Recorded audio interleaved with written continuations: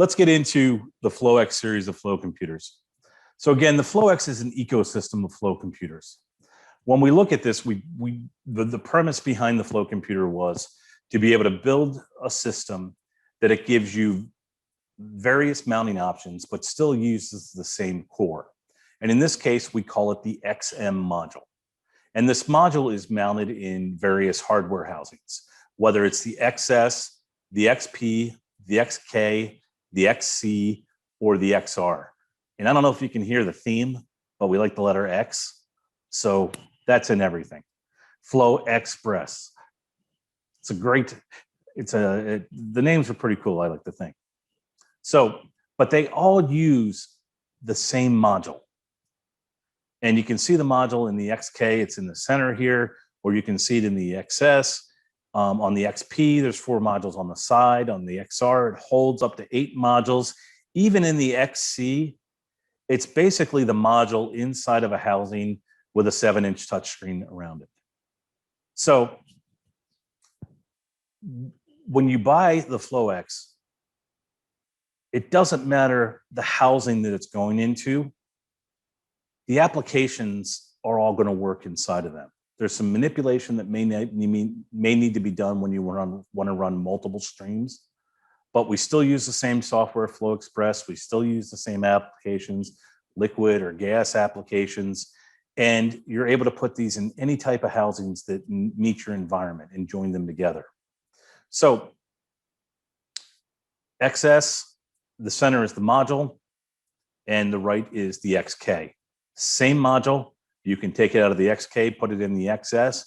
There's nothing you have to change on it. Uses the same software, the same applications. What I'm going to do is real quick, I'm going to switch over to our little setup over here. And I have what's that? It's only showing small? Oh, that's right. Sorry about that. There we go. So if this is something new we're trying out too, it's kind of backwards, but it should work out. So this is a module that's inside us. Now, what I'm going to do is I'm going to take the power off of this, and I'm going to take the module out. So we have 2 components in this. We have the module, and we have the base. In this case, an XS base. What's an XS base do for us?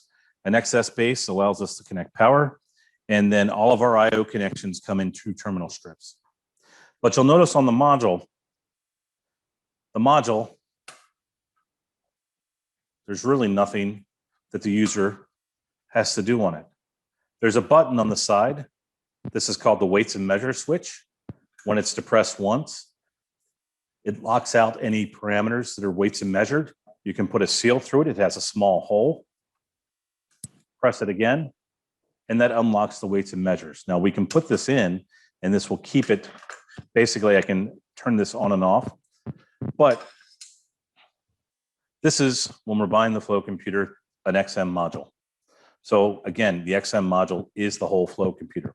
Now I can join XM modules together to create multiple run flow computers, but they don't necessarily have to be in the same base. And we're going to get into that. But I just want to kind of show you the hardware first. There's nothing that's serviceable on the device for the end user. But the nice thing is, if something goes wrong with the device, I just get another module. Get the module, all my wiring's the same, put it in, upload the application, and I'm ready to go again. So this is the XS base. And again, it's got the terminal blocks on it. We have the XK base, same module, slides in. And with the XK base, we have some options. The I/O can be connected. We have 2 terminal blocks, X1A, X1B. We use DB37 pin connectors, and we connect them into breakout boards. So now my I/O is broken out on this board, and it splits the I/O in half. And we're going to go over what the I/O is. So it takes half of the IO, puts it here on X1A, and then the other half of the IO is on X1B. So if I don't need all of the IO the module has, I can just use one cable and one breakout.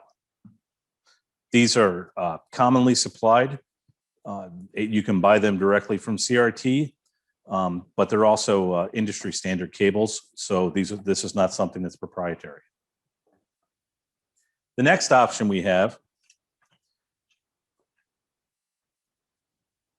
is what we call a breakout board. So the breakout board, a lot of times when we're doing connections, we're doing wiring, we're going to interposing relays, we're going to fuse terminal blocks for the analog inputs, we're going to fusing for our power supplies coming in. I've got, whether it's inputs or outputs, again, the relays on them, I have to use pull up or pull down resistors.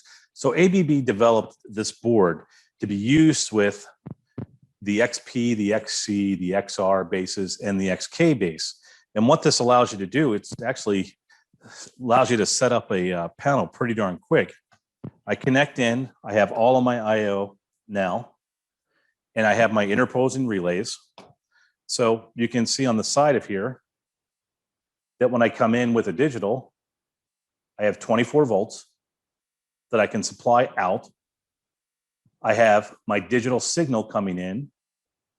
So that goes through, if I have the relay in the in position. I have my external signal, let's say coming from a meter pulse. If I was to use it as just a meter pulse coming in, I have my external return. This could go on the other side of the coil of a relay, and then my common ground. And each digital is like that. So I get 8 digitals, 3 analog inputs where I can power the analog and then bring the analog back, 2 analog outputs, 1 RTD, 1 serial port, and then I have power and ground up here. So again, the IO is broken in half.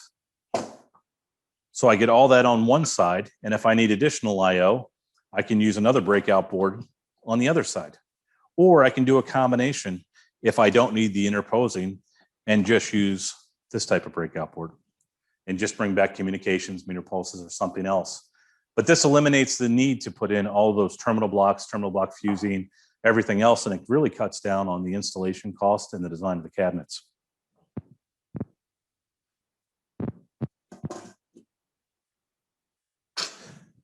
The next device we have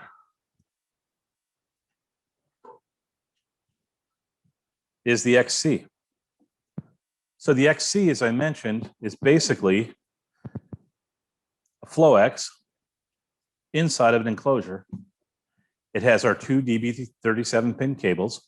It comes with an extra serial port, has the tamper switch on it, but it still runs the same Flow Express. The application that I'm going to put into the XM module is still the same. It's basically take the shell off this, put it into here. But it gives you the 7-inch touchscreen. For gas, this will run 4 streams. For liquids, it'll run 2 streams. The FlowX module for gas runs 4 streams. For liquids, it runs 2 streams. Same applications can run in either one of these. And I'll show you how we do that. So that's the XC. We also have the XP. And the XP has the same 7-inch touchscreen on the XC. I apologize for the camera. But then it has the ability to house 4 modules. So I go ahead and I can fill this thing up with my modules in slot 1, slot 2, slot 3, slot 4. This gives me a 4-module flow computer with up to 8 streams.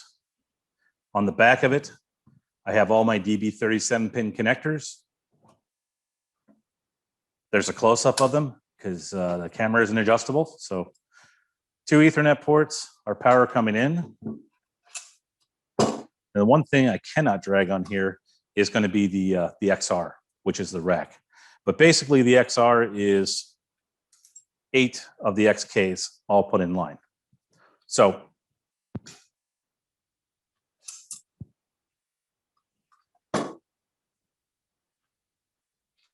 and we'll go ahead and we'll get our excess fired back up here. When I put the module in, I have my alignment. There's really not a choice of how it's going to go in. We push it in. We can put our screws back on it.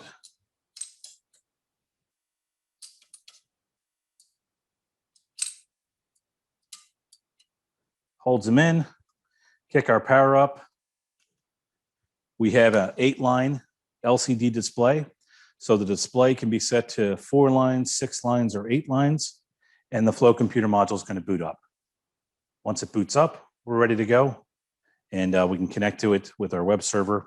Like I said, we'll go into that in a little bit more detail as we go over some more of the hardware in our next session.